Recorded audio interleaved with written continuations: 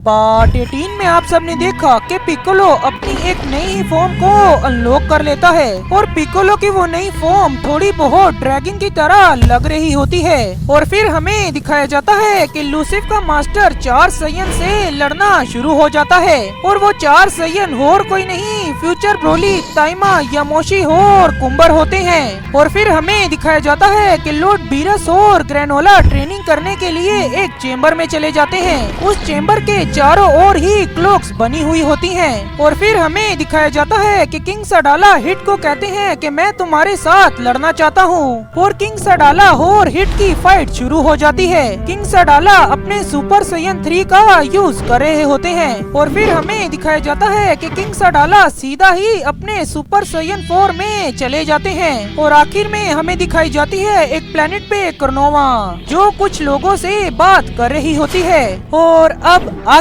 तभी हमें दिखाई जाती है कर्नोवा किसी से बात कर रही होती है और फिर हमें दिखाया जाता है उस शख्स का चेहरा जिससे कर्नोवा बात कर रही होती है। तो गाइस, अगर आप सबने गेस किया है कि ये अनजान शख्स आखिर कौन हो सकता है तो प्लीज कमेंट जरूर से कर देना। तो गाइस, अब मैं बताता हूँ कि ये शख्स आखिर है कौन। वो शख्स और कोई नहीं सीसी गोकू होता है। और तभी सीसी गोकू कर्नोवा से कहता है, ठीक है कर्नोवा, हम चले जाएंगे, पर क्या मैं अपने साथ वेजिटा, ब्रोली और गोहान को लेके जा सकता हूँ। और तभी कर्नोवा गोकू से कहती है, तुम जिसे भी अपने साथ लेके जाना चाहते हो गोकू, तुम उसे अपने साथ लेके चले जाओ, पर वहाँ से एक शख्स को तुम्हें वापस अपने साथ ही लाना है। और एक और बात गोकू, तुम वेजिटा को उसकी उस फॉर्म में मत जाने देना, नहीं तो वो इवल गॉड्स और एंजल्स वेजिटा का ब्रेन वॉश कर देंगे।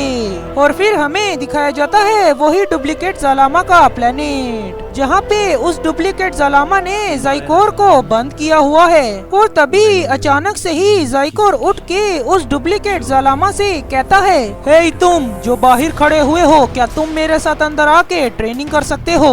वैसे भी मैं यहाँ पे काफी देर से अकेला बैठा हुआ बोर हो चुका हूँ। और तभी वो डुप्लीकेट ज़ालामा जाइकोर की ये बात सुन के कहता है, पर इस बच्चे ने तो अचानक से ही ट्रेनिंग का कह दिया, क्या इसकी ये कोई चाल हो सकती है यहाँ से भागने की? पर मास्टर तो मुझे कह के गए थे कि मैंने इस बच्चे का ध्यान रखना है। चलो ठीक है, मैं इसके साथ जाके थोड़ी ट्रेनिंग करता हूँ। वैसे भी यहाँ पे खड़े रहने से तो अच्छा ही है कि मैं उस बच्चे के साथ जाके थोड़ा वार्म अप कर लूँ। और फिर हमें दिखाया जाता है वही गोडली टाइम चेम्बर जहाँ पे गोकू, वेजिटा, ब्रोली और गोकू ब्लैक 50 साल से ही उस गोडली टाइम चेम्बर के अंदर ट्रेनिंग कर रहे होते हैं। और अचानक से ही गोकू, वेजिटा और गोकू ब्लैक को कुछ होने लगता है और ये चीज देख के ब्रोली काफी ज्यादा शॉक्ड हो जाता है और वो गोकू, वेजिटा और गोकू ब्लैक को देख के कहता है, वेजिटा क्या करो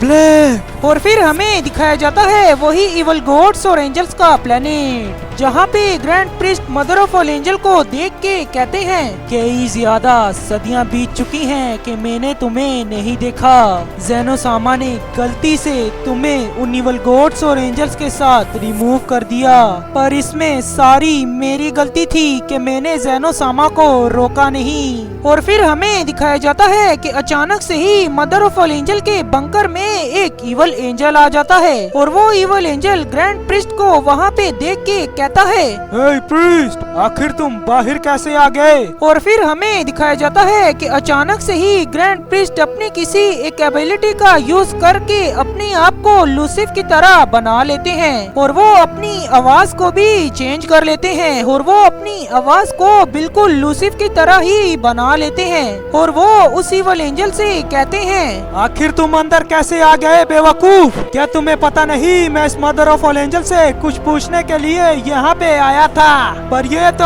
अभी तक ही बेहोश है। क्या तुमने इसे कोई ओवरडोज दिया है बेवकूफ? मुझे सच सच बता दो, नहीं तो मैं तुम्हें डिस्ट्रॉय कर दूंगा एंजल। और वो इवल एंजल ये बात सुन के काफी ज्यादा डर जाता है और वो वहाँ से बाहर चला जाता है। और फिर हमें दिखाया जाता है कि ग्रैंड प्रिस्ट भी उस मदर ऑफ ऑल एंजल के बंकर से बाहर आ जाते हैं, पर उस इवल एंजल को ग्रैंड प्रिस्ट पे विश्वास नहीं हुआ होता कि ये लूसिफ ही है। और तभी वो इवल एंजल ग्रैंड प्रिस्ट के उस बंकर के पास चला जाता है जहाँ पे इन इवल गॉड्स और एंजल्स ने ग्रैंड प्रिस्ट को बंद किया हुआ है। और ग्रैंड प्रिस्ट ये चीज पहले ही भाप चुके होते हैं और ग्रैंड प्रिस्ट अपने बंकर के पास पहले ही पहुँच चुके होते हैं।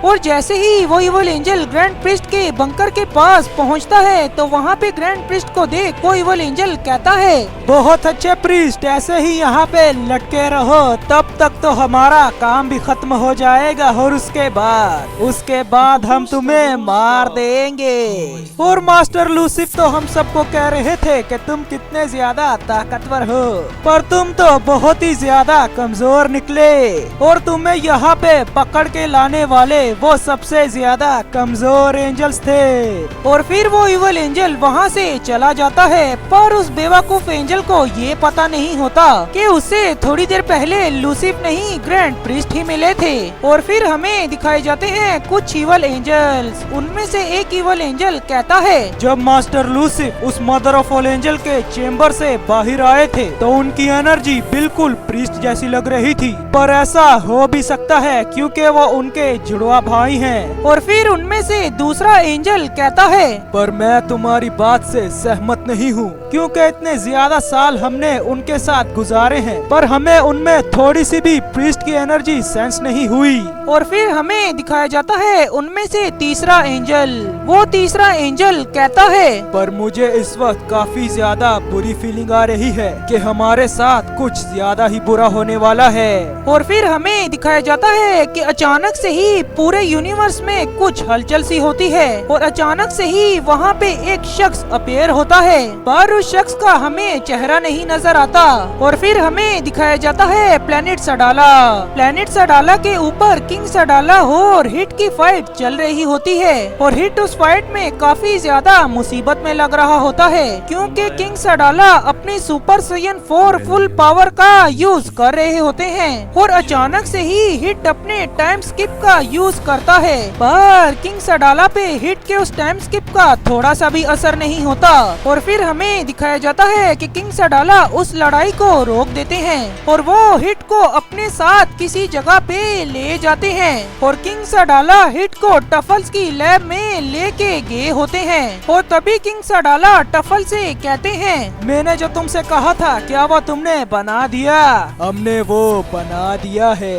और हिट उस चीज को देख के काफी ज्यादा शॉक्ड हो जाता है। और फिर हमें दिखाया जाता है वही डिमोनिक टाइम चेम्बर जहाँ पे अल्ट्रा वेजिटो और कूलर की फाइट या फिर ट्रेनिंग चल रही है। और फिर हमें दिखाया जाता है कि अल्ट्रा वेजिटो ने डायमंड कूलर को काफी ज्यादा बुरी तरीके से हरा दिया होता है और डायमंड कूलर अल्ट्रा वेजिटो के सामने कुछ भी नहीं कर पाता। और अचानक से ही डायमंड कूलर अपने गुस्से को कंट्रोल ही नहीं कर पाता और उसके गुस्से का पारा फट जाता है। खत्म, bye bye, tata, good bye, गया।